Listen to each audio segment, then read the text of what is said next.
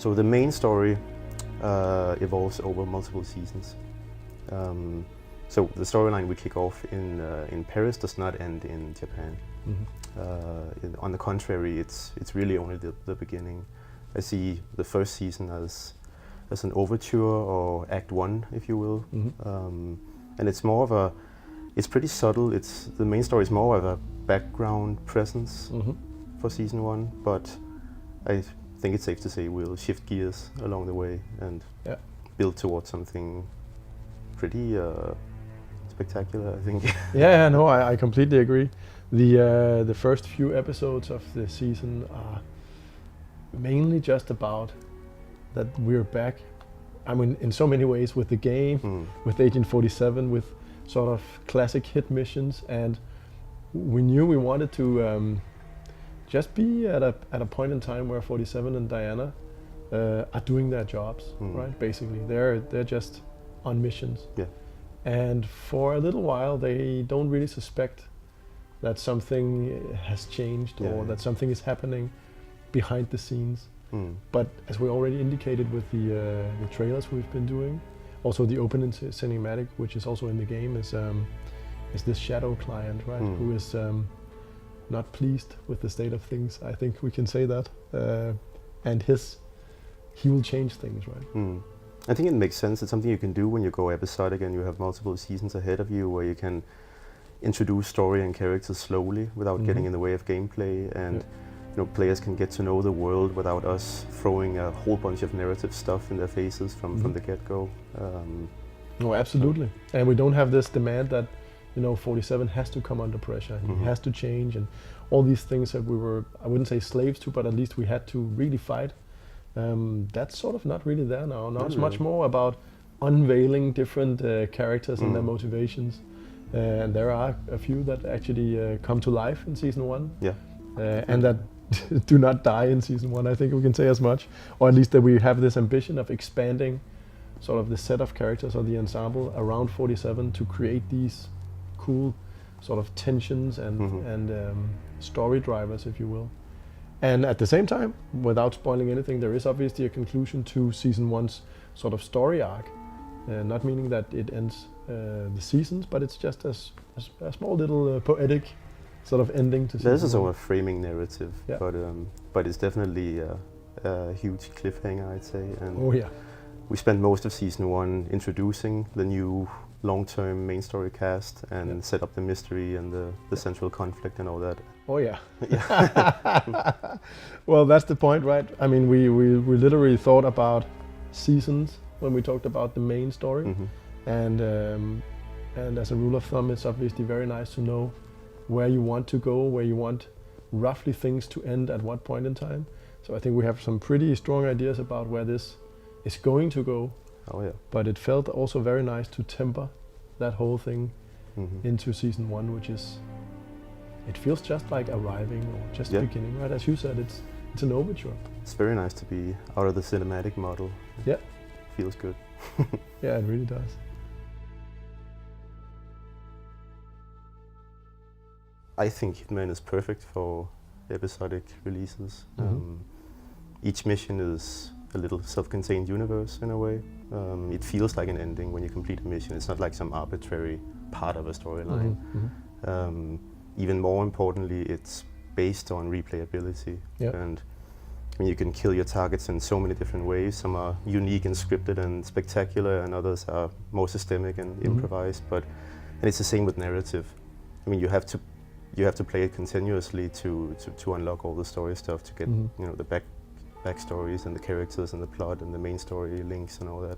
Yeah, anyway, I love how the games were always about replay, right? And it's funny because when we get a level design in here, they typically have to rethink their craft because they can't really rely on, knowing what the player is doing. And I think that also goes for the storytelling. Yeah.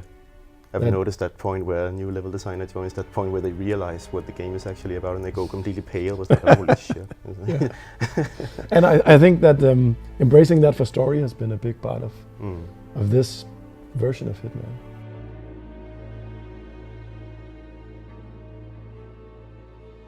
So one of the interesting things when we think about the game is that we obviously said that we are able to adjust gameplay and tweak and sort of integrate how people are playing the game and actually learn from that. And I think to some extent this is also true for the story. It's not in the sense that we change sort of overarching major beats in the story, but knowing you, Michael, I know already that you're keenly aware of what people are already saying about the beta, how they take in the characters, what they're thinking about them.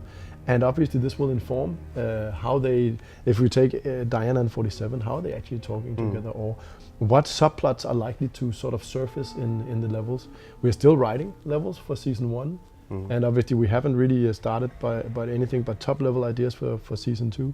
So obviously these, when people start interpreting and say, I think this guy is this guy, or I think this is related to this that way, you're sort of, it's sort of, it does something to you, right? And then you can't do it because people will think you got it off the forums. But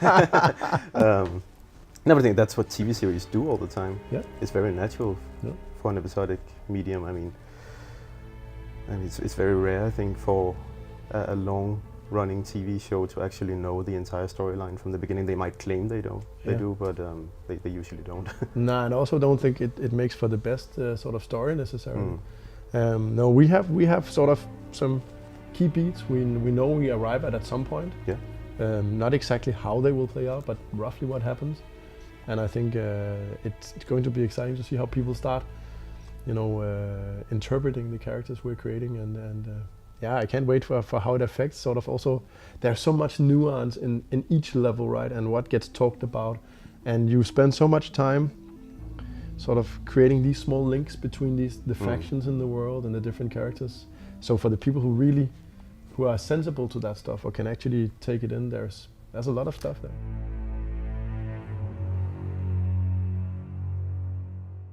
Well, to me, this installment is a spy thriller.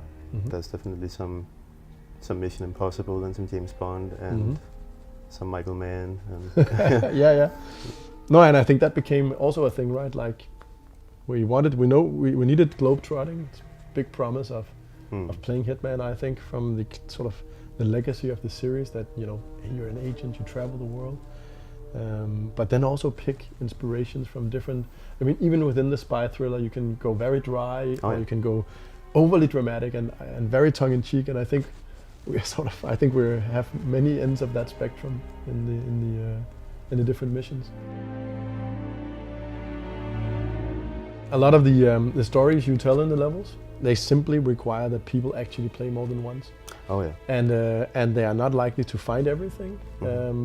And I also think it requires for the players to actually want to do that. I don't think every player in the world will want to, dig out every detail, much like it is with the gameplay. But for those who are actually interested, there's just so many layers of story around the main targets typically. And then we tie the best gameplay and the best story content together with the opportunities. So if you are rewarded for following the subplots and the storylines, because that leads to the most interesting action and kills.